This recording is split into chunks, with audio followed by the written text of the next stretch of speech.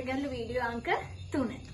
අද අපි ඉගෙන ගන්න යන්නේ පැත්තෙන් බලා කණු ගණන සෙවීම කියන ගණිත ගැටළු. අපි බලමු ප්‍රශ්න. සමචතුරස්‍රාකාර ගෙවත්තක සමාන දුරින් කම්බි කණු සිටුවා ඇත.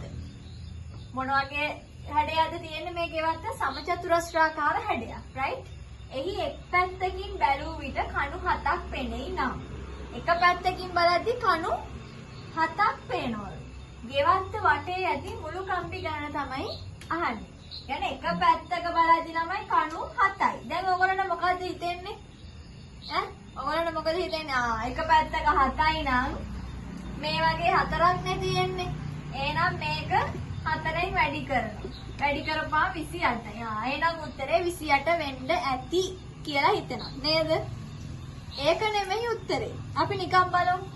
මෙන්න බලන්න අපි මේ කණු මම මේ ඇඳලා තියෙන්නේ. අපි බලමු මේ කණු ටික ගණන් කරලා. 1 2 3 4 5 6 7 8 9 10 11 12 13 14 15 16 17 18 19 20 21 22 23 24 තියෙන්නේ 24යි.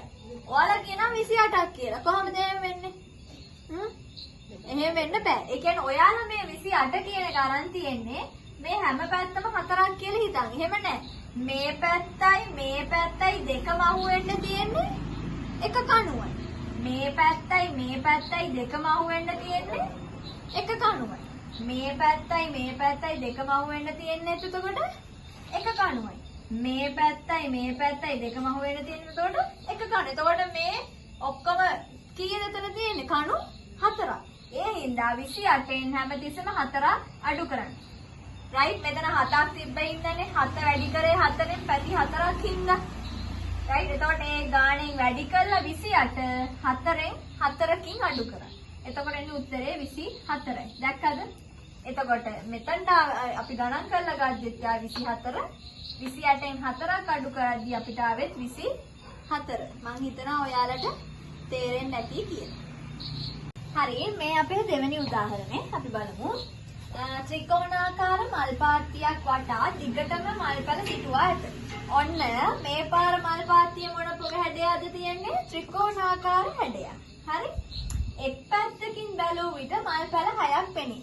එක පැත්තකින් බලද්දි මල්පැල 6ක් පේනවා. මම මේ ඇඳගත්තා. ටයිම් එක යන නිසා මම කලින් ඇඳගත්තා. ඒ කියන්නේ මේ නිකන් හිතන්නකෝ මේ ත්‍රිකෝණය ඇඳලා එක පැත්තකින් 6ක් පේන්න ඕනේ හින්දා මේ මුල්ලයි අතෑරියාම 1යි 2යි නේ ළමයි.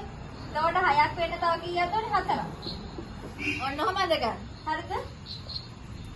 බැලුවිට මල්පැල 6ක් වෙන්නේ. පාත්තිය වටා ඇති මුළු පැල ගණන තමයි අපෙන් අහන්නේ. මුළු පැල ගාන. දැන් මොකද කරන්නේ?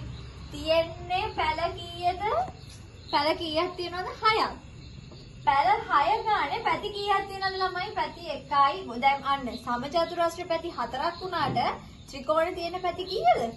පැති 3යි. මේ 1යි 2යි 3යි. මේ එක පැත්තක 6 ගානේ පැති 3ක් තියෙන. 6 වැඩි කරනවා 3ෙන්. 6 3ෙන් වැඩි කරපුවම කීයද? 18යි. දැන් අපි කලින් ගානේ 4ක් අයින් කරේයි.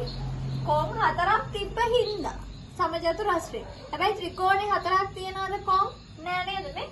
1යි 2යි 3යි.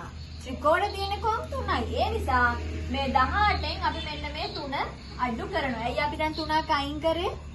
මේ පැත්තේ මේ කොම් වල මේ පැත්තෙන් බැලුවොත් මේ කොනයි දෙකම අහු වෙන හින්දා. මේ පැත්තෙන් බැලුවොත් මේ කොනයි දෙකම අහු වෙන හින්දා.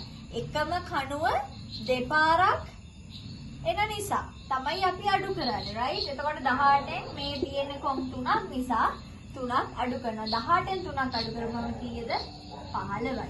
එහෙනම් පාත්තිය වටා ඇති මුළු මල් පැල ගණන කීයද ළමයි? 15කි.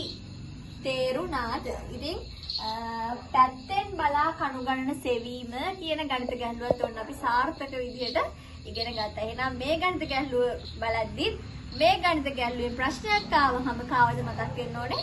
රාශී ටීචර් මතක් වෙනවා. එහෙනම් තව වීඩියෝ එකකින් හම්බෙමු. එතකන් බයි.